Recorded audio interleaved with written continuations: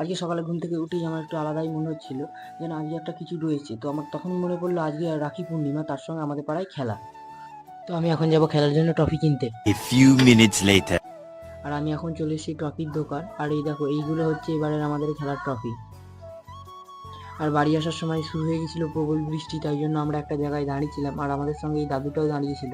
A few moments later. Finally কয়েক minute পর বৃষ্টি থেমে গেছে, আর আমি এখন বাড়ি চলে এসেছি। বাড়ি এসেই স্নান করে নিয়েছিলাম, আর দিদি বেঁধে দিল আমাকে রাখিটা।